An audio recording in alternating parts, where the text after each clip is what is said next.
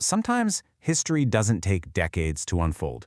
Sometimes it pivots in just a matter of days.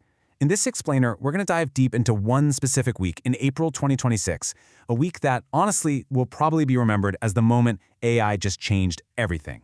And this quote right here from our source material, it just perfectly captures how serious this was. Look, this wasn't just another product launch or some flashy update. This was a fundamental shift. It was the moment the hidden power of AI became this massive, unavoidable global reality. The world was officially put on notice.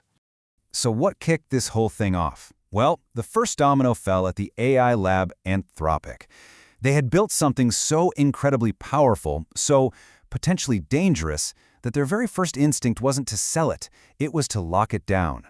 This reveal, which they called Project Glasswing, was not your typical tech keynote. There was no big stage, no flashy demo for the public. Instead, Anthropic very quietly unveiled their new model, Claude Mythos, but only to a small, very concerned group of cybersecurity partners. And the reason why is where this story gets absolutely wild. Okay, so it turns out Claude Mythos had developed a new skill all by itself, something it wasn't even trained to do. It could find what are called zero-day vulnerabilities. And just so you know, these are the absolute worst kind of security flaws, the ones nobody even knows exist yet. And it didn't just find one or two, it found thousands of them across the critical software we all rely on every single day. To give you a real sense of just how insane this capability was, think about this. Among the thousands of flaws it found, there was one that was particularly nasty. A critical vulnerability in a major operating system that had been sitting right there, completely invisible to the world's best human experts for 17 years. Just let that sink in for a second. A massive security hole that was there for nearly 2 decades was found not by some elite team of hackers, but by an AI completely on its own. This wasn't just a small step forward, this was a total game changer in what we thought was even possible. So what did Anthropic do? First, they flat out refused a public release. They knew that in the wrong hands, this model could be a devastating weapon. Instead, they only gave access to 12 key partners, think Apple, Microsoft, Google, so they could patch these holes. This was a huge deal. It was the first time we'd ever seen a major AI lab choose global security over billions in potential profit. A truly historic decision. But here's the thing. While Anthropic was trying to be responsible and contain this new power, their actions sent a massive shockwave through the entire industry. The race for AI supremacy? It didn't slow down one bit. It just entered a new, much more intense phase. And in that exact same week, we saw this major strategic split emerge between two of the biggest players. On one hand, you had Meta. Now, they've historically been all about open source AI, but they did a complete 180. They launched MuseSpark as a totally closed-off proprietary model. Meanwhile, Google did the exact opposite. They released their powerful Gemma 4 model with a completely unrestricted license, going all in on the open source community. Two giants, two completely different bets on the future. And you can see here, Meta's bet paid off immediately, at least in terms of raw power. This data from the Artificial Analysis Index shows MuseSpark jumped right into the top tier of models. With a score of 52, it was right there with the absolute best from Google, OpenAI, and Anthropic. Meta was officially back in the big leagues. So, with these models getting exponentially more powerful, the shockwave started to ripple out from Silicon Valley into, well, the rest of the world. The economy, society, everything. The whole problem of automation wasn't some far-off theory anymore. It was here, and the data was becoming impossible to ignore.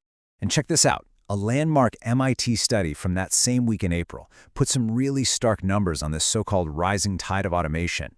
It found that in 2025, AI could already do about 65% of text-based job tasks to a good enough quality. But look at the projection. By 2029, that number is expected to hit somewhere between 80 and 95%.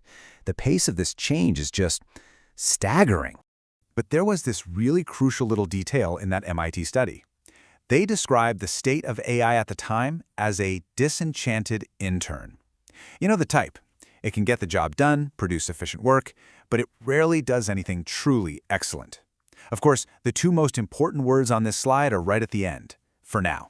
So, facing this new reality, OpenAI came out and published this manifesto with some pretty wild ideas for what they called a new industrial era. They proposed taxing AI labor, creating a national wealth fund to give citizens a cut of the profits, and even moving to a 32-hour work week.